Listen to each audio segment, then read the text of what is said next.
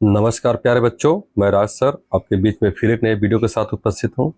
और प्यारे बच्चों, निश्चित रूप से जो भूगोल का सेशन में ले रहा हूं इस समय क्वेश्चन बेस्ड है और उसके बाद उसके जो एक्सप्लेनेशन कर रहा हूं आप लोग को अच्छा लग रहा होगा। तो ठीक है, ऐसे आप लोग ध्यान देते रहें, पढ़ते रहें। चलते आगे कड़ी में अब हम। तो एक क्वेश्चन, निम्नलिखित में से कौन गंगा नदी की सहायक नदी है? ठीक है, इस पर हम चर्चा कर चुके हैं बच्चों। एक बार फिर से बता रहे हैं अभी आपको।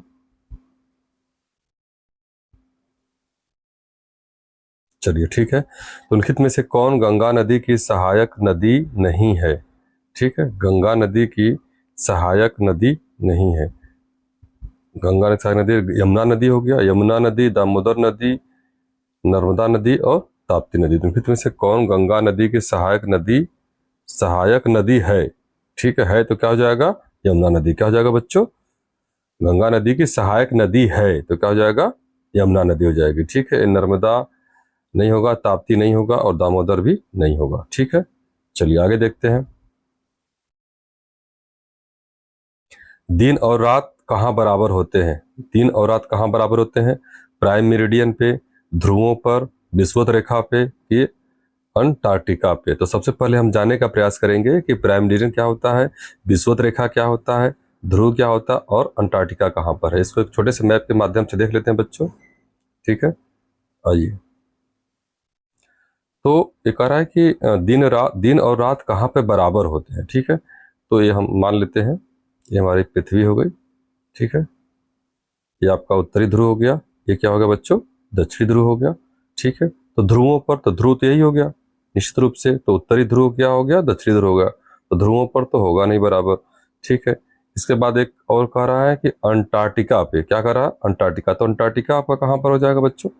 ये हो जाएगा, ये आपका, ये जो पूरा ये आपका जगह जो पूरा है, ये बर्फ जो अधिक मात्रा में यहाँ पर पाए जाते हैं, इस वाले क्षेत्र को क्या बोलते हैं? अंटार्कटिका बोलते हैं। क्या बोलते हैं? अंटार्कटिका पे। यहाँ पर आर्कटिक हो जाएगा। आर्कटिक क्षेत्र कहाँ पर होता है? ये जो आपका क्षेत्र है इसको बोलते हैं आर्कटिक क्षेत्र बोलते हैं। आर्कटिक क्षेत्र। ठीक है बच्चों, और इसको क्या बोलते हैं? अंटार्कटिका। ऊपर जो नॉर्थ पोल के पास में होता है, जो इस तरह का जो क्षेत्र है पाया जाता है, ठीक है, उसको आर्कटिक रेंज बोलते हैं, आर्कटिक क्षेत्र बोलते हैं। और जो साउथ पोल यानी दक्षिणी ध्रुव पे जो पाया जाता है इसको बोलते हैं अंटार्कटिका। ठीक है, तो ध्रुवों पर ये भी नहीं होगा, अंटार्कटिका पर ये भी नहीं होगा।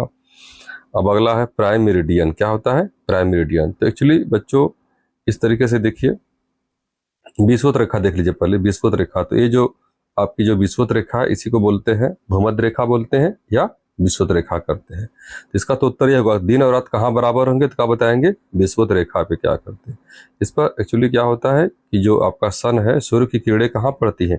ये सीधे आपका इसी पर पड़ती हैं, विषुवत रेखा या भूमध्य रेखा पे पड़ती है, जिसके कारण क्या होता है? दिन और रात का होता है बच्चों बराबर होता है। ठीक है, और प्राइम मेरिडियन क्या होता है?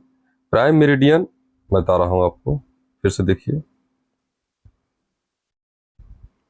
ये हो गया। ठीक है, प्राइम मेरिडियन कहने का मतलब हुआ बच्चों कि ये आपका नॉर्थ पोल हो गया, साउथ पोल हो गया, और फिर इस तरीके से आती है रेखाएं। इसको क्या बोलते हैं? देशांतर रेखाएं बोलते हैं। देशांतर रेखाएं कैसे चलती हैं? उत्तर से लेकर के दक्षिण की तरफ चलती है। उत्तर से लेकर दक्षिण के बीच में जो रेखाएं चलती हैं ये काल्पनिक रेखाएं होती हैं, इन्हीं को बोलते हैं देशांतर रेखाएं। तो आपका एक होता है 0 डिग्री, कितना होता है? 0 डिग्री देशांतर रेखा होता है बच्चों, जिसको ग्रीनविच टाइम भी बोलते हैं। ठीक है, और इसी को प्राइम मेरिडियन भी बोला जाता है। ठीक है, तो ये कहाँ पर है? लंदन के ग्रीनविच में। कहाँ पर है बच्चों? लंदन के ग्रीनविच में आपका प्राइम मेरिडियन से, तो वहां से आपका देर रात से मतलब नहीं है। ठीक है, तो जानते रहिए इसको आप। ठीक है, इन बातें क्लियर हो गई। चलिए नेक्स्ट क्वेश्चन पे। हरिकेन क्या है? हरिकेन क्या है? हरिकेन क्या है तो क्या हो जाएगा? समुद्री धारा। समुद्री धारा बिल्कुल नहीं, ये नहीं होता है। नदी, ये भी नहीं है। मिट्टी, ये भी नहीं है। तब क्या होगा? चक्रवात होगा। हरिकेन क्या है? एक प्रकार का चक्रवात है या तूफान है। ठीक है, तो इस तरीके से आप जानने का प्रयास करेंगे। तो हरिकेन किस तरह का है? उष्णकटिबंधी है। कैसा बच्चों? उष्ण उष्ण कटिबंधी उष्णकटिबंधी चक्रवात है। कैसा है? उष्णकटिबंधी चक्रवात है हरिकेन। ठीक है, और ये हरिकेन आता कहाँ पर है? जो आपका हरिकेन है ये आता कहाँ है बच्चों? ये हरिकेन है कहाँ पर आता है? अटलांटिक महासागर या मैक्सिको की खाड़ी में आता है। कहाँ पर आता है? अटलांटिक। ये हो गया आपका उत्तरी अमेरिका, दक्षिणी अमेरिका हो गया, और फिर इसके बाद क्या हो गया? ये तो अटलांटिक महासागर या मैक्सिको की खाड़ी, जो उत्तरी अमेरिका है आपका, उत्तरी अमेरिका का, इसको रुके फिर से बना रहा हूँ थोड़ा सा डायग्रामेटिकली फिर से इसे। ये हो गया आपका बच्चों इस तरीके से, ये तो इधर पतला होता है, इधर ये हो गया, फिर यहाँ से इस तरीके से हो गया। तो ये जो यस आकार का आपका अटलांटिक महासागर है, यस आकार का जो आपका अटलांटिक महासागर है, तो अटलांटिक महासागर या मैक्सिको की खाड़ी में, तो मैक्सिको खाड़ी कहाँ पर जाएगा? ये जो अमेरिका हमारा है, उत्तरी अमेरिका जो है बच्चा 3 भागों में बटा होता है। उत्तरी अमेरिका ये आपका क्या हो जाएगा? कनाडा हो जाएगा।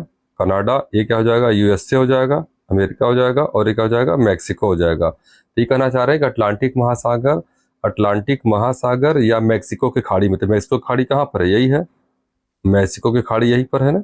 ठीक है, तो आप समझ जाइए कि अटलांटिक महासागर में या मैक्सिको की खाड़ी में। और मैक्सिको क्या है?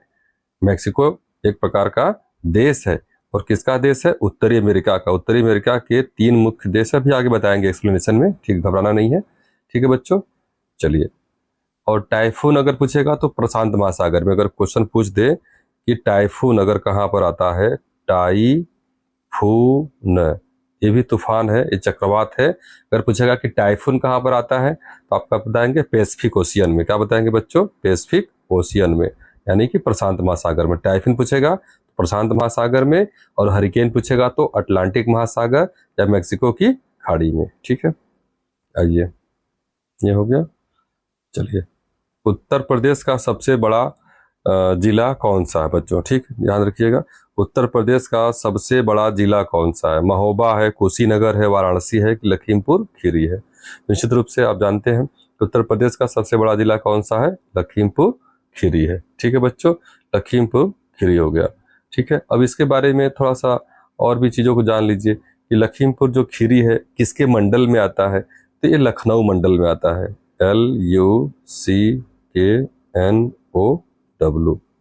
18 मंडल है टोटल हमारे उत्तर प्रदेश में। तो जो लखीमपुर खीरी आता है किस मंडल में आता है?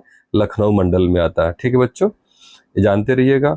और जो आपका लखीमपुर खीरी है इसका क्षेत्रफल कितना है? तो क्या बताएंगे? 7,680, 7,680 किलोमीटर स्क्वायर। ठीक है, ये जो उत्तर प्रदेश का सबसे बड़ा जिला है लखीमपुर खीरी है, किस मंडल में आता है? लखनऊ मंडल में आता है। और इसका एरिया कितना है? तो 7,680 है। ठीक है बच्चों, चलिए आगे देखते हैं।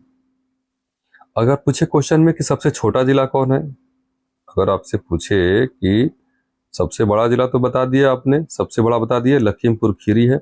अगर पूछे सबसे छोटा क्या हो जाएगा, तो हापुड़। क्या हो जाएगा बच्चों? हापुड़, हापुड़। सबसे छोटा जिला पूछेगा उत्तर प्रदेश का क्या है, तो क्या बताएंगे? हापुड़। और ये कितना है? इसका एरिया है तो 660 किलोमीटर स्क्वायर। ठीक है, हापुड़ सबसे छोटा हो जाएगा, और सबसे बड़ा क्या हो गया? लखीमपुर खीरी। ठीक है बच्चों, तो इस तरीके से हो गया। थोड़ा सा और भी ऑप्शन को देख लेते हैं, महोबा के बारे में देख लेते हैं कि महोबा क्या है, कहाँ पर स्थित है, महोबा का एग्जैक्ट लोकेशन के बारे में। ठीक है, महोबा के बारे में देखने का प्रयास करते हैं। तो ये हमारा मान लीजिए उत्तर प्रदेश है।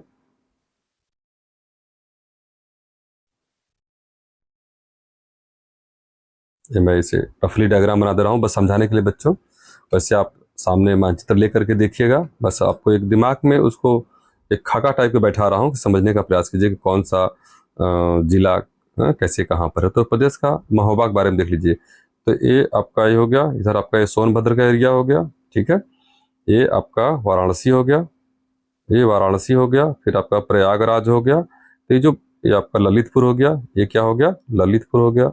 ठीक है, तो कहने का मतलब है कि वाराणसी, प्रयागराज, हाँ, फिर इधर आपका जब इधर आएंगे चित्रकूट हो गया, और फिर आपका क्या पड़ेगा? महोबा। क्या पड़ेगा बच्चों? ये आपका हो गया महोबा, ये है आपका महोबा। ठीक है, तो कहने का मतलब यह है कि महोबा किस रीजन पड़ता है, तो क्या बताएंगे? बुंदेलखंड रीजन में पड़ता है। तो महोबा में आपके पान की भी खेती की जाती है, और ग्रेनाइट सूर्य मंदिर भी यहाँ पर है। क्या है बच्चों?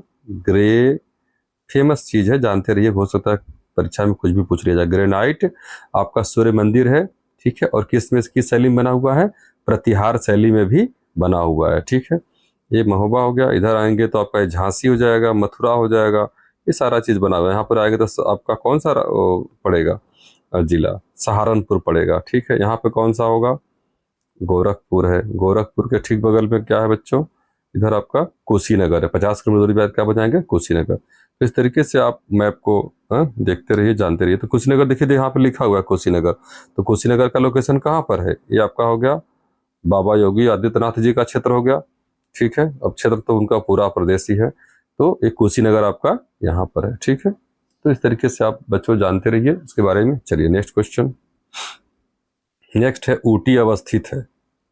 अगर आप हमारे एक्सप्लेनेशन को देखेंगे तो तुम इस प्रश्न में कोई जान ही नहीं है। ऊटी अवस्थित है केरल में, ऊटी अवस्थित है, ऊटी अवस्थित है कहाँ पर है, केरल में है। केरल में है, केरल में है कि कर्नाटक में है कि उत्तराखंड में है कि तमिलनाडु में है, कहाँ पर है बच्चों, ऊटी कहाँ पर है, तमिलनाडु में। इसके पिछले वाले वीडियो में इसको स्पष्ट रूप से अच्छे से एक्सप्लेन किया हूँ, तो उसको आप देख लीजिए। ऊटी कहाँ पर स्थित है, तमिलनाडु में, ठीक है। तो थोड़ा सा तमिलनाडु के बारे में हम जान लेते हैं कि तमिलनाडु के बारे में हम और क्या फैक्ट जान सकते हैं। तो तमिलनाडु जो हमारा है प्यारे बच्चों, तमिलनाडु, ठीक है, इसके बारे में जानने का प्रयास करते हैं। तो तमिलनाडु में ही कौन सा मंदिर पाया जाता है, मीनाक्षी देवी का मंदिर। क्या हो जाएगा, KSHI, ठीक है। तो इस तरीके से मीनाक्षी मंदिर हो जाएगा। और तमिलनाडु में क्या पाया जाता है, कन्याकुमारी, ठीक है, कन्याकुमारी पाया जाता है। महाबलीपुरम जो कि नक्काशी वाली संरचना है। रामेश्वरम पर्यटन स्थल है। तो कहने का मतलब है हिल स्टेशन है। तो ये सारा चीज है बच्चों। और ये आपका ये मान लीजिए समझ हो गया।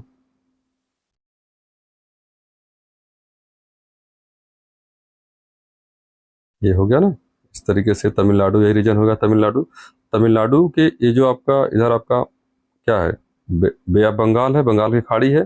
तो ये जो आपका ये जो तटीय इलाका है, इसको क्या बोलते हैं, कौन सा तट बोलते हैं, इसको बोलते हैं कोरोमंडल तट। क्या बोलते हैं बच्चों, कोरोमंडल तट। मैं देखिए लिख नहीं पा रहा हूं तो आप लेकिन सुन तो रहे ना, कोरोमंडल तट, ठीक है। तो इस तरीके से जानते रहिए तमिलनाडु के बारे में, ठीक है। मैंने बताया, क्या बताया कि तमिलनाडु में मीनाक्षी मंदिर पाया जाता है, कन्याकुमारी भी है, ऊटी भी है, ऊटी जो कि एक हिल स्टेशन है, महाबलीपुरम है का मंदिर है, और कैसा बना हुआ, नक्काशी वाली संरचना बनी हुई है। रामेश्वरम पर्यटन स्थान है, ठीक है। यहीं पर आपका अन्नामलाई टाइगर रिजर्व है, मधुमलाई राष्ट्रीय उद्यान है। तो कहने का मतलब है इस तरीके से बहुत कुछ यहाँ पर देखने को मिलता है, ठीक है, जानते रहिए। अगला क्वेश्चन है, अगला क्वेश्चन क्या है कि एक अक्षांश कितने किलोमीटर को दर्शाता है, ठीक है बच्चों। एक अक्षांश कितने किलोमीटर दर्शाता है, 111, क्या हो जाएगा, 111 होगा कि 125 होगा कि 140 होगा कि 150 होगा। तो एक अक्षांश कितने किलोमीटर दर्शाता है, 111 किलोमीटर का। बस सीधा सीधा फैक्ट है, इसको आप याद कर लीजिए। एक अक्षांश कितने किलोमीटर दर्शाता है, तो क्या बताएंगे, 111, 111 किलोमीटर, ठीक है। ऐसे समझ लीजिए, ये बताए थे उत्तरी ध्रुव, दक्षिणी ध्रुव हो गया, ठीक है। आपका विषुवत रेखा हुआ, ये आपका 0 डिग्री हो गया, अक्षांश हो गया। इसके बाद जब यहाँ चलेंगे तो मान लीजिए 1 डिग्री क्या हो गया, 1 डिग्री अक्षांश हो गया, 1 डिग्री अक्षांश। तो यहाँ से 0 से अगर हम 1 के बीच में चले हैं, ये तो हो रहा 1 डिग्री, लेकिन इसके और इसके बीच में कितना किलोमीटर दूरी तय करना पड़ेगा, 111 किलोमीटर की दूरी हमको तय करेंगे, तब जाकर के एक अक्षांश पूरा होगा। यही कहने का मतलब है क्वेश्चन में। सर्वप्रथम पारिस्थितिकी तंत्र शब्द का प्रयोग किसने किया था, ठीक है, टर्म इकोसिस्टम, ठीक है। इकोसिस्टम अगर टर्म की बात कहेंगे तो शब्द का प्रयोग, शब्द टर्म किसने दिया था और किसने प्रयोग किया था। देखिए दो बातें हैं बच्चा, एक प्रयोग पूछेगा तो उत्तर अलग होगा, और टर्म किसने दिया था। तो शब्द का प्रयोग जब पूछेगा तो हैकल साहब हो जाएंगे, अर्नेस्ट हैकल। जब सर्वप्रथम पारसी तंत्र शब्द का प्रयोग किसने किया है, प्रयोग, तो अर्नेस्ट हैकल हो जाएंगे। अब पूछेगा कि पारसी तंत्र शब्द किसने दिया था, शब्द, तो हो जाएगा एजी टांसले। ये दोनों फंसाता है, दोनों देखिए ऑप्शन में दिया हुआ है। तो क्वेश्चन ध्यान से पढ़िएगा। सर्वप्रथम पारस्की तंत्र शब्द का प्रयोग, जहां प्रयोग की बात आएगी तो अर्नेस्ट हैकल साहब हो जाएंगे। और जब पारस्की तंत्र शब्द किसने दिया था तब हो जाएगा एजी टांसले। ठीक है, याद रखिएगा। एजी टांसले न्यूटन जानते हैं, फादर ऑफ फिजिक्स। न्यूटन को क्या बोलते हैं? Father of physics, father of physics है। ठीक है, F बराबर एम में न्यूटन मीटर होता है ना, न्यूटन क्या होता है? F बराबर एम में मास इनटू एक्सेलरेशन। तो ठीक है, जानते रहिए। आगे चलते हैं।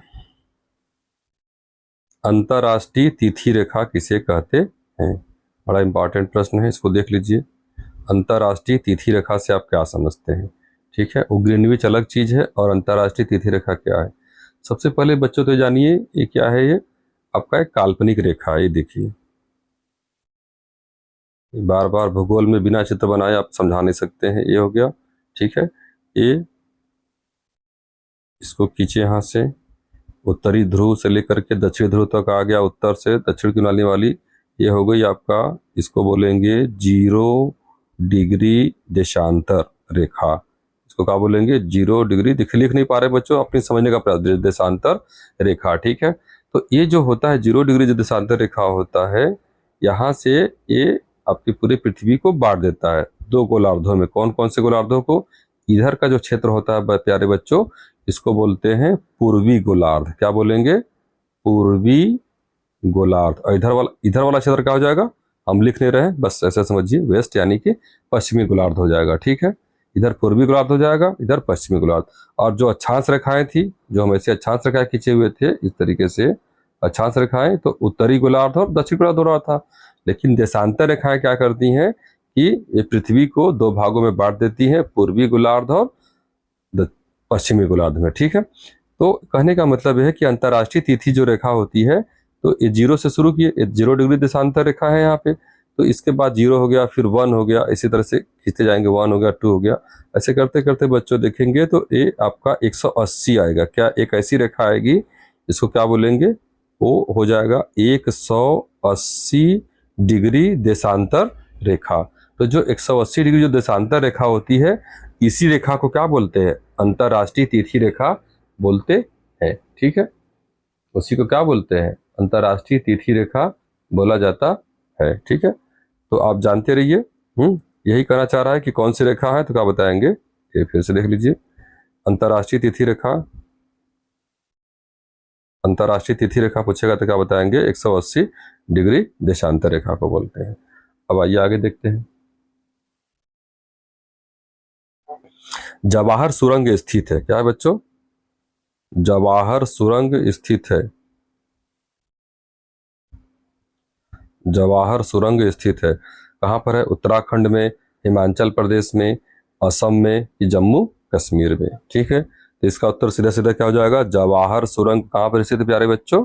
जम्मू कश्मीर में है। जैसे जवाहर, जैसे जम्मू। ठीक, याद रखिएगा। लेकिन सिर्फ जवाहर सुरंग से काम नहीं बनेगा, हमें जम्मू कश्मीर में और कौन से सुरंग हैं इसको थोड़ा जानने का प्रयास करना पड़ेगा। ठीक है बच्चों, देख लेते हैं कुछ हम प्रयासों को।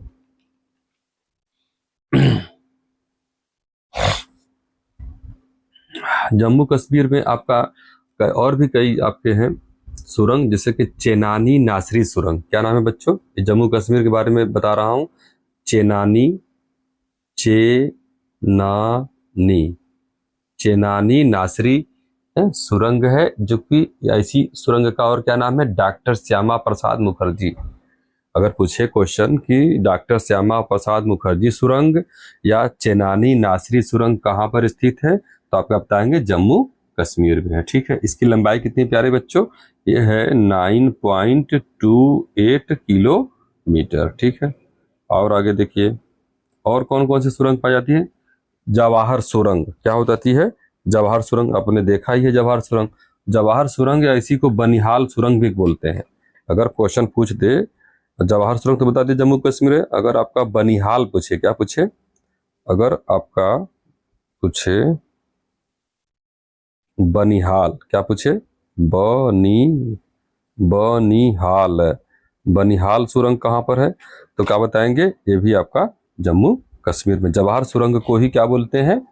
बनिहाल सुरंग कहते हैं, जो कि बनिहाल दर्रे में है। और कहाँ पर स्थित है ये पीर पंजाल की जो श्रेणियां होती हैं, पीर पंजाल श्रेणी है, पीर पंजाल श्रेणी है, अभी बताएंगे इसको। पीर पंजाल जो श्रेणी है उसी श्रेणी पर आपका ये पड़ता है। कौन सुरंग पड़ता है? जवाहर सुरंग पड़ता है। ठीक है बच्चों, एक और इंपॉर्टेंट सुरंग है,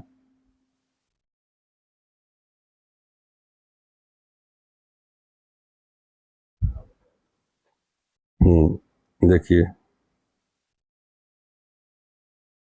इसके बाद एक और है प्यारे बच्चों, जोजिला सुरंग। क्या नाम है इसका? जोजिला, जोजिला, जोजिला दर्रा।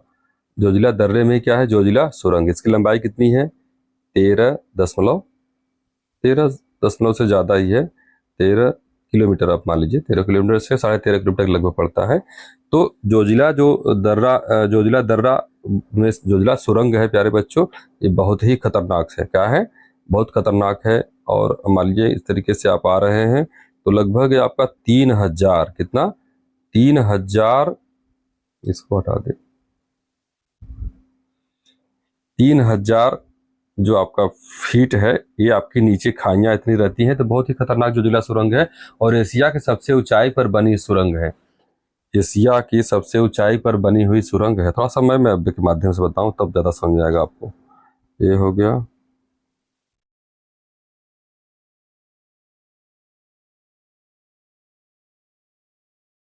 चलिए देखते हैं। ये आपका हो गया, इधर हो गया जम्मू कश्मीर का एरिया। ठीक है, इस तरीके से बताने का प्रयास करता हूँ बच्चों। चलिए देखिए, तो ये वाला एरिया का ये कौन सा बेल्ट हो गया? आपका लेह लद्दाख हो गया, है लेह लद्दाख हो गया। और इधर जो आपका क्षेत्र है, इधर जो क्षेत्र है ये आपका जम्मू कश्मीर हो गया। क्या हो गया? जम्मू और कश्मीर हो गया। ठीक है, तो ये जब आप इधर से चलेंगे, जम्मू कश्मीर हो गया, तो ये लेह हो गया। लेह की तरफ से आप इधर बढ़ेंगे, हैं? लेह से जब इधर आप आएंगे श्रीनगर साइड में, लेह से जब आप श्रीनगर की तरफ आएंगे तो यही बीच में क्या पड़ता है? जोजिला दर्रा पड़ता है। ये लेह से इधर आएंगे, लेह से जब इधर आएंगे तो क्या पड़ेगा आपका? ये जोजिला दर्रा यहीं पर पड़ेगा। बहुत ही खतरनाक है। जोजिला दर्रा से अगर आप आ रहे हैं शाम को, उसके बाद आएंगे तो आपका कारगिल पड़ेगा। देखिए ये लेह हो गया, फिर आपका इधर कारगिल पड़ेगा, कारगिल के फिर इधर आप आएंगे तो द्रास पड़ेगा। क्या पड़ेगा बच्चों? द्रास। नाम बस देखिए जगह नहीं मिल पा रहा है, द्रास है। ठीक है, लेह हो गया। देखिए दूसरा कलर ले लेते हैं। आपको यहाँ पर लेह हो गया, लेह के बाद आपका कारगिल पड़ गया, कारगिल के बाद फिर द्रास हो गया। अब द्रास के बाद जब इधर घुसेंगे, तब द्रास के बाद जब इधर चलेंगे कुछ दूर और आएंगे, तब आपका ये श्रीनगर यहाँ पर पड़ता है। तो इसके ये आपका क्या हो जाएगा बच्चों? ये जोजिला दर्रा है। क्या है? जोजिला दर्रा है। बहुत ही खतरनाक है। आप 4 या 5 बजे के बाद आप आते हैं, अपने किसी भी साधन से आते हैं, यहाँ पर गेट फाटक लगा हुआ है, बंद कर लिया जाता है। बहुत ही खतरनाक दर्रा है, इसको जानने का प्रयास करेंगे। ठीक है, आइए उत्तराखंड में क्या है बच्चों? उत्तराखंड में देख रहे हैं, ऑप्शन में दिख रहा है उत्तराखंड। उत्तराखंड दिख रहा है, तो उत्तराखंड में आपका कौन सा दर्रा पड़ता है? उत्तराखंड में सिल्कयारा और बरकोट। क्या नाम है? सिल्कयारा, लिख नहीं पा रहा हूँ, थोड़ा सा दिक्कत हो रही है। सिल्क यारा, सिल्क यारा से लेकर के बरकोट, क्या हो जाएगा? बरकोट। ठीक है, तो उत्तराखंड में भी आपका क्या है? सुरंग है, सिल्क यारा से लेकर बरकोट, जो कि कहाँ पड़ता है? उत्तरकाशी में। आप सुन लीजिए ध्यान से, उत्तरकाशी में। ये कितने किलोमीटर की बनाई जा रही है? 4.5 किलोमीटर है। 4 धाम जो परियोजना है उसको जोड़ने का काम करेगी। और अभी आप टेलीविजन पे न्यूज देखे होंगे कि वहां पर मजदूर फंस गए थे, कुछ समस्याएं आ गई थी वहां पे, और 41 मजदूर उसमें फंस गए थे। लगभग 17 दिन तक थे, उसके बाद तब जाकर के उसको टनल को और काट करके उस मजदूरों की जान बचाई गई। तो ठीक है, क्वेश्चन आपसे पूछेगा सिल्क यारा बरकोट जो है आपका सुरंग कहाँ पर पाया जाता है? तो बताएंगे उत्तराखंड में। जोजिला सुरंग पूछेगा कहाँ पर है, तो क्या बताएंगे? जम्मू कश्मीर में। ठीक है, जवाहर सुरंग, बनिहाल या सुरंग आपका जम्मू कश्मीर। चेनानी नासिरी सुरंग कहाँ बताएंगे? जो कि उसका और नाम क्या है? श्यामा प्रसाद मुखर्जी के नाम पर है। ठीक है, तो ये आपका जम्मू कश्मीर में। हिमाचल प्रदेश में भी देख लीजिए, हिमाचल प्रदेश में क्या है बच्चों? हिमाचल प्रदेश में देख लीजिए, ये आपका जो हिमाचल प्रदेश दिया हुआ है, हिमाचल प्रदेश में क्या है, एक ही सुरंग है, बहुत इंपॉर्टेंट है, जिसको बोलते हैं अटल टनल। क्या बोलते हैं? अटल, अटल टनल, अटल टनल, अटल सुरंग। ठीक है, कहाँ पड़ता है ये? रोहतांग में पड़ता है। कहाँ पड़ता है बच्चों? हिमाचल प्रदेश के रोहतांग में क्या पड़ता है? अटल टनल पड़ता है। ठीक है, और मोदी जी ने इसका उद्घाटन 2020 में किया था। किसमें किया था? 2020 में इसका उद्घाटन किया था। और ये 9.02 किलोमीटर है, 9.02 किलोमीटर है। ठीक है, जानते रहिए कि अटल टनल या जवाहर, हिमाचल प्रदेश में कौन सा सुरंग है, इंपॉर्टेंट क्या बताएंगे? अटल टनल या अटल सुरंग है। मोदी जी ने 2020 में इसका उद्घाटन किया हुआ था। ठीक है बच्चों, इंपॉर्टेंट चीजें जानते रहिएगा। चलिए, इस तरीके से समाप्त हुआ। और एक और ऑप्शन में असम है, तो असम में आपका, असम से गुवाहाटी से लेकर के अरुणाचल प्रदेश के बीच में एक सेला सुरंग है। आप इसको नाम बस लिख लेते हैं, इसको असम वाले का नाम बस लिख लेते हैं। असम वाले का नाम क्या हो जाएगा? सेला, सेला। आपसे बस, आपसे बस यही पूछेगा कि सेला सुरंग आपका किस राज्य में पाया जाता है? सेला सुरंग, सुरंग या टनल कहाँ पाया जाता है? तो क्या बताएंगे? असम। देखिए स मिल रहा ना, असम, असम सेला। ठीक है, ठीक है। उत्तराखंड में क्या बताए थे आपको? सिलक्यारा बरकोड। उत्तराखंड का सिलक्यारा बरकोड। हिमाचल में क्या बताए थे? अटल टनल। और जम्मू कश्मीर तो कई बताए थे। ठीक है, कौन कौन बताए थे? चेनानी नासरी, जवाहर सुरंग, जोजिला सुरंग। ठीक है, इस सब बातों को आप याद रखिएगा बच्चों। चलिए आगे देखिए, अरावली पर्वत श्रेणी का सबसे ऊंचा शिखर है। इसके हम, जो हमारा पहला, इसके पहले का वीडियो देखेंगे बच्चों, एकदम लड्डू सवाल लगेगा कि अरावली पर्वत श्रृंखला का सबसे ऊंचा पर्वत शिखर कौन सा है? आपका हो जाएगा बिना ऑप्शन के गुरु शिखर। क्या हो जाएगा? गुरु शिखर। कंचनजंगा कहाँ पर है? बता चुका हूं मैं, सिक्किम में है। पारसनाथ कहाँ पर है? यही बता चुका हूं, झारखंड में है। कहाँ पर है? झारखंड में। दोदा बेट्टा कहाँ पर है? दोदा बेट्टा कहाँ पर है? नीलगिरी पर्वत की सबसे ऊंची पर्वत चोटी है दोदा बेट्टा, ये हम चर्चा कर चुके हैं। जब हम एक्सप्लेनेशन के साथ प्यारे बच्चों पढ़ते हैं तो आसान क्वेश्चन हमको क्या लगता है? आसान लगता है। सिर्फ रटने का प्रयास करेंगे तो दिक्कत हो जाती है। 28 हो गया। चलिए आगे देखते हैं, और सवाल कहाँ दिया गया है? 29। ठीक है, अगला क्वेश्चन है, स्वर्णिम चतुर्भुज योजना का संबंध किससे है? ठीक है, अगला क्वेश्चन है प्यारे बच्चों कि स्वर्णिम चतुर्भुज योजना का संबंध किससे है? ठीक है, देखते हैं स्वर्णिम चतुर्भुज योजना का संबंध किससे है? राजमार्ग से है, बंदरगाह से है, विद्युत ग्रिड से है, कि पर्यटन नेटवर्क से है? तो अगर आप जरा सा भी इसके बारे में आपको हिंट होगा तो समझ जाएंगे कि ये स्वर्णिम चतुर्भुज योजना का संबंध किससे है? राजमार्ग से है। किससे बच्चों? राजमार्ग से। थोड़ा देख लेते हैं इसके बारे में।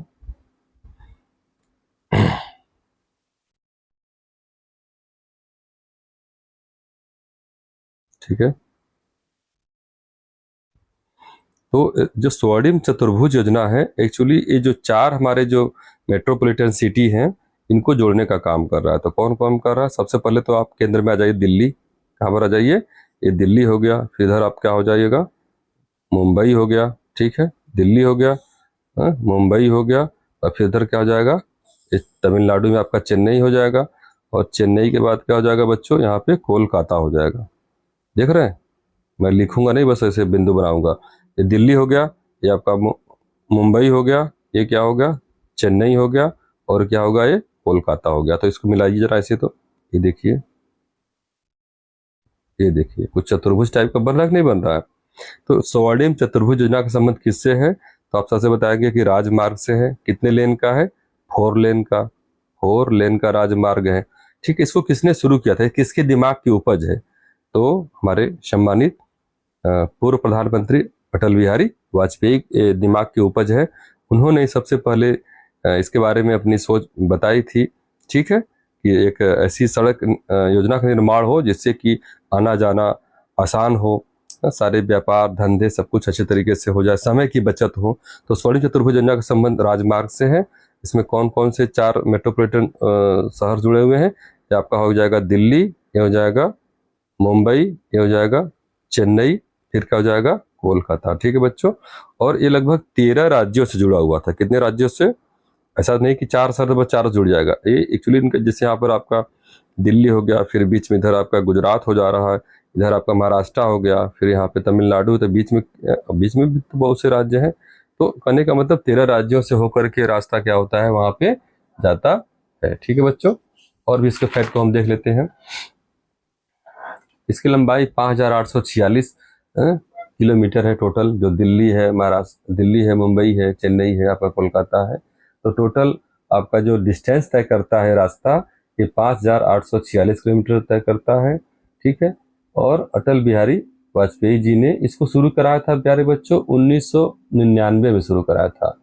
इस रास्ते को, इस चतुर्भुज योजना को, स्वर्णिम चतुर्भुज योजना को 1999 में शुरू कराया था, और ये बन करके तैयार कब हुआ, 2012 में। ठीक है, 4 लेन की आपकी सड़क है, NHAI इसको बोलते हैं, national highway authority of India या भारतीय राष्ट्रीय राजमार्ग प्राधिकरण। ठीक है, तो इस तरीके से आप इसको जानते रहिए। ठीक है, आइए अगला क्वेश्चन है, किशन गंगा क्या है बच्चों? किशन गंगा एक सहायक नदी है, किसकी है? रावी की, झेलम की है, चिनाब की है, ब्यास की है। तो किशन गंगा किसकी सहायक नदी है? झेलम की। क्या हो जाएगा बच्चों? किशन गंगा किसकी सहायक नदी है? झेलम की नदी है। ठीक है, और इसी झेलम नदी को ही जम्मू कश्मीर में क्या कहते हैं? नीलम नदी कहते हैं। क्या कहते हैं? नीलम। ये झेलम, ये जो किशन गंगा है, किशन गंगा एक सहायक नदी है, किसकी है? तो क्या बताएंगे? झेलम नदी की है। लेकिन जम्मू कश्मीर में जो आप किशन गंगा है, ये जो किशन गंगा नदी है, इसी का और दूसरा नाम क्या है? नीलम। किशन गंगा का ही दूसरा नाम क्या है? नीलम है। ठीक है बच्चों, इसको जानते रहिए। ठीक है, तो कहने का मतलब ये है, छोटे छोटे प्रश्न हैं, इनको जानने का प्रयास कीजिए आप। चलिए आगे देखते हैं। भारतीय दलहन अनुसंधान, अनुसंधान के बारे में देख लीजिए। भारतीय दलहन अनुसंधान कहाँ पर है? नई दिल्ली में, वाराणसी में, कानपुर में, बेंगलोर में। तो क्या हो जाएगा? बड़ा इंपॉर्टेंट है, हर परीक्षा में पूछा जाता है। तो भारतीय दलहन अनुसंधान संस्थान कहाँ पर है प्यारे बच्चों? कानपुर में। कहाँ पर है? कानपुर में। ठीक है, वाराणसी में पूछेगा तो ये आपका साग भाजी वाला है, सब्जी वाला है। ठीक है, इसको जानते रहिएगा। ये नई दिल्ली में, बेंगलोर में, आगे अभी और इस पर चर्चा कर लेंगे हम। चलिए, मोना लोवा ज्वालामुखी कहाँ पर स्थित है? इस पर देखिए हम इंपॉर्टेंट चीज आपसे चर्चा करेंगे। मोना लोवा ज्वालामुखी कहाँ पर स्थित है? अलास्का में है, हवाई द्वीप पर है, इटली पर है, जापान में है। तो मोना लोवा कहाँ पर है प्यारे बच्चों? हवाई द्वीप पर है। ठीक है, मोना लोवा कहाँ पर स्थित है? हवाई द्वीप पर स्थित है। चलिए आगे देखते हैं, इसके बारे में और क्या चर्चा कर लेते हैं। इसको जानने से पहले हमको ये जानना पड़ेगा कि मोना लोवा पहले है क्या, कैसे, इसके बारे में हमको चर्चा करनी है। ठीक है, तो ये देखिए, हम फिर से पहले एक चित्र बनाएंगे छोटा सा।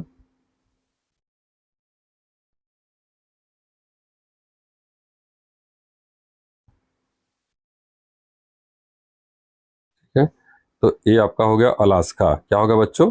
मैप में आप देखेंगे तो ये अलास्का हो गया, और यहाँ से यहाँ तक ये हो गया आपका कनाडा। क्या हो गया? कनाडा हो गया। ये आपका क्या हो गया? यूएसए हो गया, USA, United states of America. और ये क्या हो गया प्यारे बच्चों? मैक्सिको। ये क्या हो गया? मैक्सिको। ये हमने उत्तरी अमेरिका का चित्र बनाया है। ये जो हमने डायग्राम बनाया है रफली, इसको क्या बोलते हैं? उत्तरी अमेरिका। तो उत्तरी अमेरिका 3 देशों में बटा हुआ है। ये जो आपका ऊपर का जो क्षेत्र दिख रहा है, इसको बोलते हैं कनाडा। क्या बोलते हैं? कनाडा। और जो बीच में आपका ये क्षेत्र दिख रहा है, इसको बोलते हैं USA, United state of America. और नीचे आपका ये जो क्षेत्र दिख रहा है, ये मैक्सिको सिटी। मैक्सिको सिटी किसके लिए जानी जाती है? चांदी उत्पादन के लिए। अभी हम सब चर्चा करेंगे। तो कहने का मतलब यह है कि मोना लोआ कहाँ पर स्थित है? हवाई द्वीप पर। हवाई द्वीप कहाँ पर स्थित है? यूएसए में। यूएसए में कहाँ पर? इधर आप देखेंगे तो ये आपका हो गया उत्तरी अमेरिका हो गया, और इधर देखेंगे तो ये आपका जो सागर है, समुद्र है, इसको क्या बोलते हैं? पैसिफिक ओशियन बोलते हैं, प्रशांत महासागर है। तो ये आपका ये जो क्षेत्र है, यूनाइटेड स्टेट ऑफ अमेरिका का ये जो आपका जो क्षेत्र है, ये वाला जो क्षेत्र है, यहाँ छोटे छोटे बहुत से द्वीप आ जाते हैं। इसी पर आपका कौन सा द्वीप है? हवाई द्वीप है। इसी को क्या बोलते हैं? हवाई द्वीप। और इसी हवाई द्वीप में ही कौन सा ज्वालामुखी पाया जाता है? मोना लोआ ज्वालामुखी पाया जाता है। ठीक है बच्चों, इतना क्लियर हो गया। चलिए आगे देखते हैं, और थोड़ा सा हम इसमें अलास्का के बारे में भी देख लेते हैं। क्या देखते हैं? अलास्का के बारे में भी। ठीक है, तो अलास्का के बारे में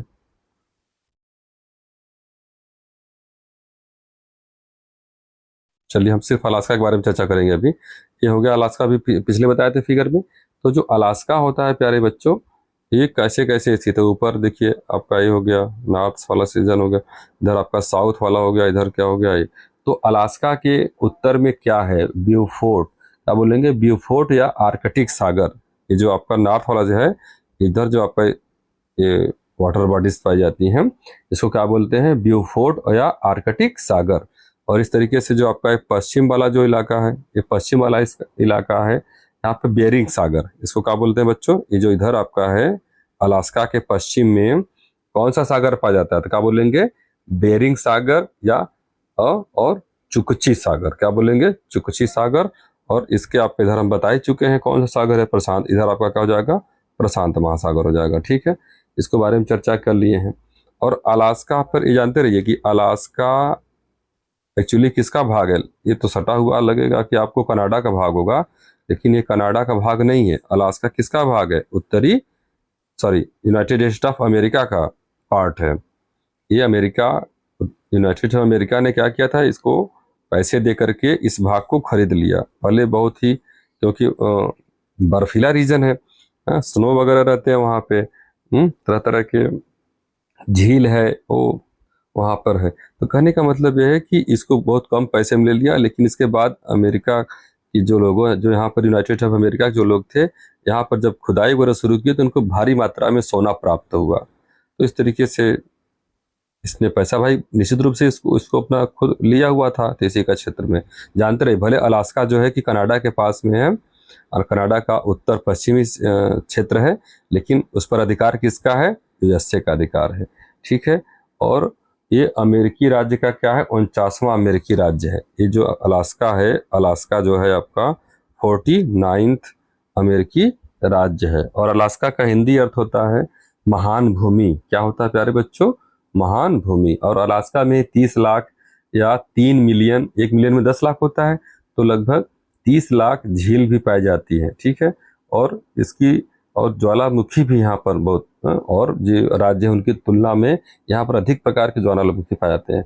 डेनाली रेंज भी आपका यहीं पर पाया जाता है, डेनाली राष्ट्रीय उद्यान भी यहीं पर पाया जाता है। ठीक है, और उत्तरी अमेरिका की सबसे ऊंचा जो पर्वतमाला है, डेनाली रेंज आपका वहीं पर पाया जाता है। और आपका ये अलास्का का जो राज्य फूल है, राज्य फूल को क्या बोलते हैं, फारगेट मी नॉट। अलास्का का एक राजकीय फूल है जिसको बोलते हैं फारगेट मी नॉट, और जो कब खुशबू देता है, सिर्फ रात में ही खुशबू देता है। ठीक है बच्चों, तो ये जानते रहिए आप लोग, छोटे छोटे तथ्य हैं। चलिए आगे देखते हैं। अब इसी में देखिए मोनालोआ में जापान भी दिया हुआ है। क्या दिया हुआ है, ये जापान। ठीक है बच्चों, जापान भी दिया हुआ है। तो आइए लगे हाथ जापान को भी देख लेते हैं। ठीक है, तो सबसे पहले ये हम बहुत छोटे बनाएंगे, ये देख लीजिए। जैसे मान लीजिए हमारा क्या हो गया, ये भारत हो गया। भारत ठीक इधर थोड़ा सा आएंगे तो ये इससे भारत से बड़ा क्या है आपका, ये आपका 3 गुना, भारत का 3 गुना क्षेत्रफल आपके पास किसके है, चीन के पास है। ये आपका चीन हो गया, ये क्या हो गया, इंडिया हो गया। और इसके बाद देखेंगे प्यारे बच्चों, तो आपका एक कौन सा सागर है, ऐसे देखेंगे इस तरीके से फैला हुआ है, तो प्रशांत महासागर है। ठीक है, प्रशांत महासागर में ही यहीं पर आपका कौन सा देश स्थित है, जापान। कौन सा देश स्थित है, तो और जापान कैसा देश है, द्वीपीय देश है। कैसा देश है बच्चों, जापान जो है आपका द्वीपीय देश है। क्या है, द्वीपीय देश है। ठीक है, ये समझिए, 1 2 3, ठीक है, ये 4 द्वीपों से बना हुआ आपका ये जापान देश है। इनका नाम भी आप जान जाइए। होकाइडो, पहले का नाम क्या है, होकाइडो। मैं लिख नहीं पाऊंगा पूरा, बस आप सुन लीजिएगा। Hokkaido, Honshu, Hokkaido, Honshu, Shikoku, ये तीसरा। देखिए पहले वाले को होकाइडो, दूसरे वाले को हुन्सु, होकाइडो, हुन्सु, और तीसरे वाले को शिकोकू। क्या हो जाएगा, शिकोकू। और चौथे वाले को क्या बोलेंगे, क्यूसु। Hokkaido, हुन्सु, Shikoku, क्यूसु। ये 4 जो आपके द्वीप हैं, बड़े बड़े द्वीप हैं, इन्हीं पर क्या है, इन्हीं को मिला करके पूरा देश क्या बना हुआ है, जापान बना हुआ है। तो क्वेश्चन ये पूछता है कि इन चारों द्वीपों में सबसे बड़ा द्वीप कौन सा है, होकाइडो हो, होकाइडो है कि हुंसू है, होकाइडो है, ये होकाइडो है कि हुंसू है, होकाइडो है कि हुंसू है कि क्यूसू, शिकोकू है कि क्यूसू है, तो क्या बताएंगे? होकाइडो। ये जो आपका होकाइडो है प्यारे बच्चों, ये क्या है? सबसे बड़ा द्वीप है, ठीक है। और सबसे छोटा अगर पूछेगा तो देखिए मैंने सबसे छोटा बनाया भी है, तो क्या हो जाएगा? सबसे छोटा द्वीप शिकोकू हो जाएगा। सबसे छोटा क्या हो जाएगा? शिकोकू। तो ये जानते रहिए, छोटा छोटा इसके फैक्ट हैं। मैंने लोकेशन बता दिया, 4 द्वीपों से बना है। होकाइडो, होकाइडो, फिर से दूसरा कलर ले लेते हैं, होकाइडो, हुंसू, हाँ, होकाइडो, हुंसू, शिकोकू, शिकोकू और क्यूशू। आप बस इतना याद कर लीजिए हमारे साथ, अगर इतना भी याद कर लेते हैं तभी समझ आइए आप बहुत काम कर लिए, ठीक है। होकाइडो, हुंसू, शिकोकू, क्यूशू, ठीक है। इस तरीके से 4 द्वीपों से बना हुआ है। सबसे बड़ा द्वीप क्या हो जाएगा? हुंसू, ठीक है। और सबसे बड़ा द्वीप, और सबसे छोटा द्वीप क्या हो जाएगा? सबसे छोटा द्वीप क्या हो जाएगा? शिकोकू, शिकोकू ये हो जाएगा सबसे बड़ा, सबसे छोटा अगला बगल में, सबसे दूसरा नंबर सबसे बड़ा, तीसरा का नंबर सबसे छोटा हो जाएगा, ठीक है। तो आप इसको जानते रहिए। कितने द्वीपों से बना हुआ है? लगभग 3,39,000 द्वीपों, छोटे छोटे द्वीप हैं, तो इतने द्वीपों से मिलकर के जापान। लेकिन जो मेन द्वीप है आपके 4 होकाइडो, होन्शु, शिकोकू, क्यूशू, ठीक है, 4 द्वीप हैं। यहाँ पर क्या होता है प्यारे बच्चों की भूगर्भीय सक्रियाएं बहुत ज़्यादा होती हैं, ज्वालामुखी यहाँ पर बहुत होता है, भूकंप भी बहुत आता है, ठीक है। लेकिन फिर भी जापानी बहुत कलाकार हैं, तुरंत अपना फिर से क्या कर लेते हैं? वो सही कर लेते हैं सारी व्यवस्थाओं को, ठीक है। इटली के बारे में देख लेते हैं। देखिए यहाँ पर कुछ और दिख रहा है ना चीज, इटली, इटली का भी देख लेते हैं। इटली 5वां सबसे अधिक दौरा किए जाने वाला देश है, ठीक है। पूरे विश्व में जो इटली है 5वां सबसे दौरा किए वाला देश है। और यहाँ पर दुनिया का सबसे पुराना आपका विश्वविद्यालय है बोलोगना। क्या नाम बच्चों? बोलोगना, बोलोगना, ये सबसे पुराना विश्वविद्यालय यहाँ पर स्थित है, ठीक है। और इटली के लोग क्या करते हैं? बिल्ली से बहुत प्रेम करते हैं, कैट से, बिल्ली से बहुत प्रेम करते हैं। अगर आपने किसी कैट को मार दिया तो आपको कितना हर्जाना भरना पड़ेगा? 10,000 यूरो जुर्माना भरना पड़ेगा। कितना? 10,000, 10,000 यूरो जुर्माना पड़ेगा, और 3 साल की क्या हो जाएगी? सजा हो जाएगी, ये समझ जाइए। तो इटली में जा करके बिल्ली से कोई छेड़छाड़ नहीं, ठीक है बच्चों। और यहाँ थोड़ा अंधविश्वास ज़्यादा है। और इसके बाद यहाँ के लोग उदार प्रवृत्ति के होते हैं, ठीक है। और यहाँ पर आपका विश्व धरोहर, ठीक है, ये भी बहुत पाया जाता है। लगभग 59 विश्व धरोहर आपके मौजूद है, ठीक है। तो क्लियर हो गया। इसका उत्तर क्या हो जाएगा? मोना लोआ ज्वालामुखी कहाँ पर प्यारे बच्चों? हवाई द्वीप पर है, ठीक है। हवाई द्वीप हो गया, अलास्का हो गया। ये लोग घूमने जाते हैं, पर्यटक एक्चुअली वहाँ पर जाते हैं घूमने के लिए। आपको वहाँ का अलग से वो विशेष गाड़ी मिलेगी, आप जाइए वहाँ पे घूमिए, देखिए किस तरीके से ये आपका, ये जैसे मान लीजिए बन गया है, और इसमें से लावा इस तरीके से क्या हो रहा है? निकल रहा है। देखने के बाद दर्शनीय होता है, आप दूर से देखेंगे इस प्रकार से हम लोग पटाखा नहीं छोड़ते हैं, इस तरीके से उसमें से निकलता रहता है। तो ऐसे लौ दिखाई देगा, तो बहुत ही दर्शनीय वहाँ पर लोग जाते हैं। अब आय का एक बहुत अच्छा स्रोत है, चाहे अलास्का द्वीप हो गया, हवाई द्वीप हो गया, इस तरीके से सारी चीजें आप जानते रहिए। केंद्रीय एगमार्क प्रयोगशाला क्या है बच्चों? केंद्रीय एगमार्क प्रयोगशाला कहाँ पर स्थित है? तो कानपुर में है कि नागपुर में है कि हमीरपुर में है मुजफ्फरपुर? इसका उत्तर क्या हो जाएगा? नागपुर में केंद्रीय एगमार्क प्रयोगशाला स्थित है, ठीक है बच्चों। ये जानते रहिए, एक्चुअली कृषि उत्पादन में गुणवत्ता को सुनिश्चित करने के लिए, जो आपका कृषि उत्पादन है उसकी गुणवत्ता सुनिश्चित करने के लिए ही एगमार्क का प्रयोग किया जाता है। तो एगमार्क प्रयोगशाला जो है आपका केंद्रीय है, तो जो केंद्रीय कहाँ पर है? महाराष्ट्र के, महाराष्ट्र के आपके नागपुर में है केंद्रीय एगमार्क जो है। लेकिन आपका रीजनल भी एगमार्क प्रयोगशाला पाए जाते हैं, ठीक है, रीजनल एगमार्क प्रयोगशाला पाए जाते हैं। वो कहाँ कहाँ, इसको आप देख लीजिए। आपका ये मुंबई में पाए जाते हैं, कहाँ पर? बस सुन लीजिए ध्यान से, अच्छे से आप सुन लीजिए। ये जो क्षेत्रीय एगमार्क प्रयोगशालाएं हैं, ठीक है, कहाँ कहाँ पर है? मुंबई में है, न्यू दिल्ली में है, चेन्नई में है, ठीक है, कोलकाता में, कानपुर में, कोच्चि में, गुंटूर में, अमृतसर में, जयपुर में, राजकोट में और भोपाल में। ये सब कैसे हैं? क्षेत्रीय एगमार्क प्रयोगशालाएं हैं, ठीक है। तो मुंबई कहाँ पड़ता है? महाराष्ट्र में पड़ता है। न्यू दिल्ली आप जानते ही हैं। चेन्नई कहाँ पड़ता है? तमिलनाडु में पड़ता है। कोलकाता कहाँ पड़ता है? वेस्ट बंगाल में पड़ता है। कानपुर कहाँ पड़ता है प्यारे बच्चों? आपका उत्तर प्रदेश में पड़ता है। कोच्चि कहाँ पड़ता है? केरल में पड़ता है। गंटूर कहाँ पड़ता है? आंध्र प्रदेश में। अमृतसर कहाँ पड़ता है? पंजाब में। जयपुर राजस्थान में। राजकोट कहाँ पड़ता है? गुजरात में। गंटूर के बारे में थोड़ा सा बता दूं, कुछ नया मुझे लग रहा है और आप लोगों को लगना चाहिए। अगर जानते हैं तो अच्छी बात है, नहीं जानते हैं तो जान जाइए कि गंटूर कहाँ पर है आपका?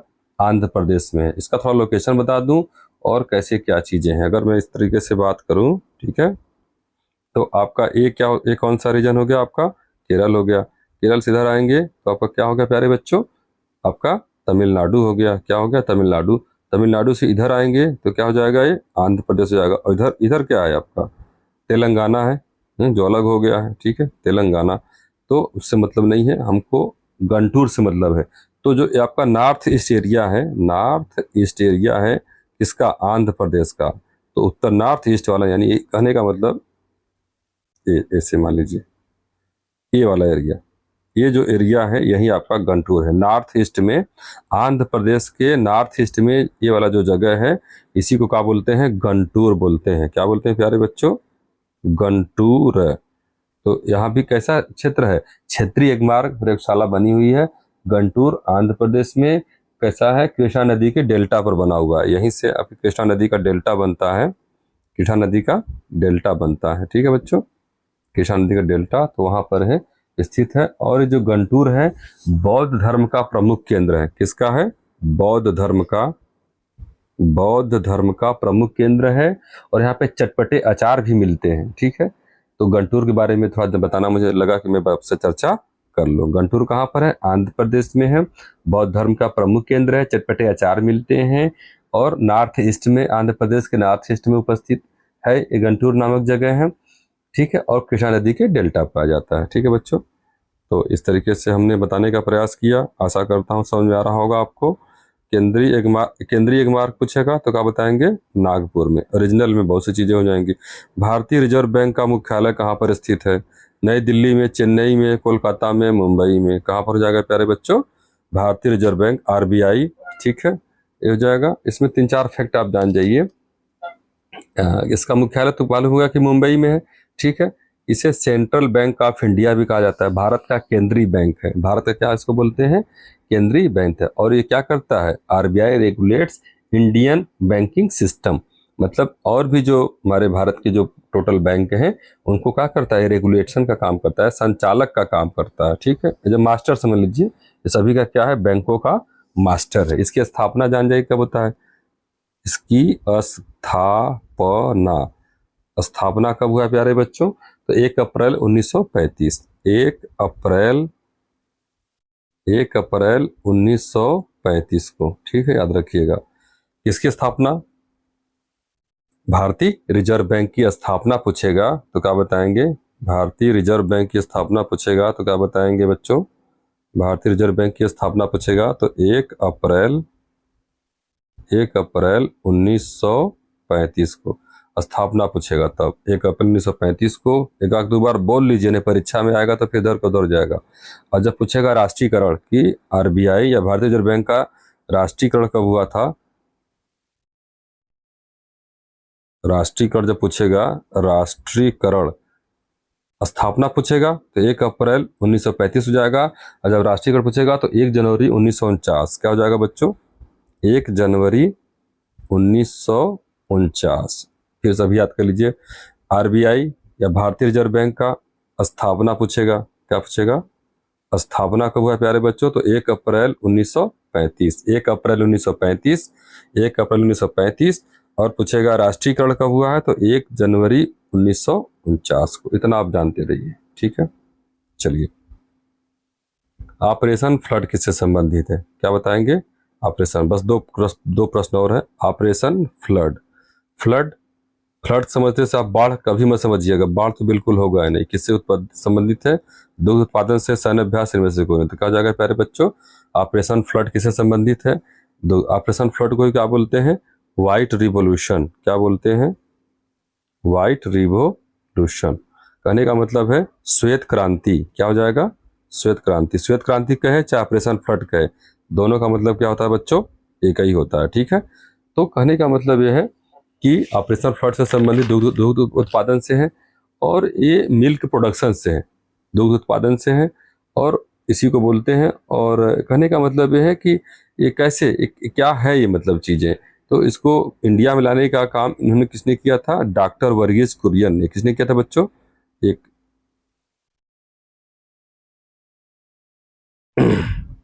डॉक्टर वर्गीज कुरियन। श्वेत क्रांति लाने का काम किसने किया था? डॉक्टर वर्गीज कुरियन साहब ने किया था। सबसे इंपॉर्टेंट फैक्ट ये है कि ये दूध नहीं पीते थे। डॉक्टर वर्गीज कुरियन साहब दूध नहीं पीते थे, लेकिन भारत में इन्होंने दूध की क्रांति ला दी। कब लाई? 13 जनवरी 1970 में स्टार्ट कर दिया इंडिया में। ठीक है, मिल्क प्रोडक्शन के बारे में, डेयरी उद्योग के बारे में। कहने का मतलब यह है कि सबसे पहले हमारा जो भारत था, यह दूध उत्पादन में बिल्कुल कम था, बहुत बीमारू देश था, मतलब हमेशा दूध की कमी रहती। लेकिन 1998 में जब इसको सर्वे किया गया तो यह यूनाइटेड स्टेट्स ऑफ अमेरिका से भी दूध उत्पादन में आगे चला गया। किसके कारण चला गया भाई साहब? डॉक्टर वर्गीज कुरियन के प्रयासों के द्वारा। और उन्होंने कौन सा ऑपरेशन चलाया था? ऑपरेशन फ्लड या व्हाइट रिवॉल्यूशन। ठीक है, और इनको लाल बहादुर शास्त्री ने NDDB यानी कि नेशनल डेयरी डिपार्टमेंट बोर्ड, ठीक है, इसका उन्होंने अध्यक्ष बनाया हुआ था, लाल बहादुर शास्त्री जी ने। तो इस तरीके से आप छोटे छोटे फैक्ट को भी जानते रहिए। आइए और देख लीजिए प्रश्न को। पंपास क्या है? घास के मैदान है, क्रिकेट स्टेडियम से है, वायुमंडलीय कटिबंध से है, पर्वतीय पट्टन से है। तो क्या हो जाएगा? पंपास क्या है? घास का मैदान है। कहाँ पर पाया जाता है? अर्जेंटीना में। कहाँ पर हो जाएगा? अर्जेंटीना। अब अर्जेंटीना कहाँ पर है प्यारे बच्चों? अर्जेंटीना कहाँ पाया जाता है? लोकेशन बताना होगा जल्दी से, तुरंत।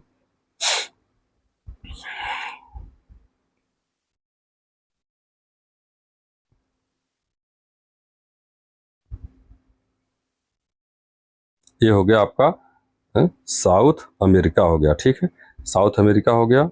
ये तो होगा आपका चिली, मरचा टाइप का। चिली माने मिर्चा होता है ना, मिर्चा, चिली हो गया। यही आपका क्या हो गया? अर्जेंटीना। क्या हो गया बच्चों? यही है आपका अर्जेंटीना। ये से मैं लिख दे रहा हूँ, अर्जेंटीना है। ठीक है, और ये क्या है? खूब विशाल सा जो बड़ा सा देश दिख रहा है आपको, ये आपका है ब्राजील। क्या है? ब्राजील। ठीक है, तो ब्राजील नंबर 1 पे सबसे बड़ा देश है। कहाँ पे? किसमें? साउथ अमेरिका का पूछेगा कि साउथ अमेरिका का सबसे बड़ा देश कौन सा है, तो बताएंगे ब्राजील। और नंबर 2 पे क्या हो जाएगा? अर्जेंटीना। ठीक है, तो इसको जानते रहिए। तो और यहीं पर आपका जो घास का मैदान, अर्जेंटीना का जो घास का मैदान है, उसी को क्या बोलते हैं? पंपास। क्या बोलते हैं बच्चों? पंपास। ठीक है, तो छोटे छोटे चीज़ों को जानते रहिए। कुछ और फैक्ट को देख लीजिए। अगर मान लीजिए पूछेगा कि अफ्रीका में, तो क्या हो जाएगा? सवाना। अगर अफ्रीका पूछेगा, क्या पूछेगा? अफ्रीका पूछेगा तो क्या हो जाएगा? सवाना। अफ्रीका, अफ्रीका में कौन सा घास का मैदान होता है? तो सवाना। सवाना, सवाना आजमी नहीं, ठीक है, सवाना। सवाना अफ्रीका में। नॉर्थ अमेरिका में पूछेगा तब, नॉर्थ अमेरिका में जब पूछेगा तो क्या हो जाएगा? प्रेयरी। प्रेयरी क्या हो जाएगा बच्चों? नॉर्थ अमेरिका में, उत्तरी अमेरिका में घास के मैदान को कौन सा बताते हैं? प्रेयरी बताते हैं। ठीक है, अगर हम बात करें, फिर अगर हम ऑस्ट्रेलिया की बात करें, इसकी बात करें, ऑस्ट्रेलिया, ऑस्ट्रेलिया की अगर बात करें, वहां पर क्या हो जाता है? डाउन। क्या हो जाता है? डाउन। भले क्रिकेट में तेज रहते हैं, लेकिन अगर घास के मैदान की बात करें तो डाउन्स जो है घास के मैदान कहाँ पाए जाते हैं? तो क्या बताएंगे? ऑस्ट्रेलिया में। ठीक है, हंगरी की बात करेंगे तब, अगर हम हंगरी की बात करेंगे, हंगरी की राजधानी क्या होती है? बुडापेस्ट। हंगरी, तो हंगरी में क्या हो जाएगा बच्चों? हंगरी में पुस्ताज। क्या हो जाएगा? पुस्ताज। पुस्ताज। ठीक है, इस तरीके से हो जाएगा। न्यूजीलैंड में कैंटरबरी। न्यूजीलैंड में क्या हो जाएगा? घास का मैदान। न्यूजीलैंड में, न्यूजीलैंड में क्या हो जाएगा? Canterbury. Canterbury, Canterbury, Canterbury. New Zealand का नाम सुने ना, अभी आप लोग देखे होंगे जो महिलाओं का 2020 विश्व कप हुआ है, अभी इसमें क्या हो गई? या विजयी हो गई। ठीक है, तो वही कैंटरबरी है, कैंटरबरी है न्यूजीलैंड वाली। ठीक है, याद रखिएगा। अभी जीती है। हारा किसको है भाई साहब, किसको हरा है? दक्षिण अफ्रीका को। तो उसको क्यों छोड़ेंगे, वो भी देख लीजिए। तो दक्षिण अफ्रीका में जो जो घास के मैदान है, दक्षिण Africa, south Africa, south Africa की बात करेंगे तो यहाँ जो घास के मैदान पाए जाते हैं उसको बोलते हैं वेल्स। क्या बोलते हैं? Whales, whales. ठीक है बच्चों, वेल्स, ये आधा लग रहेगा, वेल्स। साउथ अफ्रीका के घास के मैदानों को वेल्स बोलते हैं। यूरोप में स्टेपी। एक बार फिर सुन लीजिए। घास के मैदानों में अगर पंपास पूछेगा तो अर्जेंटीना, सवाना पूछेगा तो अफ्रीका, नॉर्थ अमेरिका में प्रेयरी, ऑस्ट्रेलिया में डाउन, हंगरी का पुस्ताज, न्यूजीलैंड का कैंटरबरी, महिला जहाँ की वही हरी थी। दक्षिण अफ्रीका का पूछेगा तो वेल्स, और यूरोप का पूछेगा तो स्टेपी। यूरोप का पूछेगा तो इसको भी लिख दूं, काहे छोड़ू। यूरोप का पूछेगा तो क्या हो जाएगा? यूरोप का क्या हो जाएगा? स्टेपी। क्या हो जाएगा बच्चों? Steppe, steppe. इस तरीके से ये हो गया बच्चों। आगे देखते हैं। पंपास हो गया। कोलार की खान के लिए ये बता चुका हूं मैं। देखिए, जब कोलार प्रसिद्ध है किसके लिए? सोना के लिए, यूरेनियम के लिए, मैंगनीज के लिए। तो क्या हो जाएगा? सोना के लिए। एकदम इजी हो जाएगा। ये हो गया इस तरीके से। अब हम नेक्स्ट वीडियो में आपके क्वेश्चन नंबर 38 से बात करेंगे। ठीक है, इसी तरीके से पढ़िए, खूब मजा लीजिए, टेंशन बिल्कुल मत लीजिए, आराम से पढ़ते रहिए, निश्चित आपको सफलता मिलेगी। जय हिंद बच्चों, मिलते हैं फिर नेक्स्ट वीडियो में।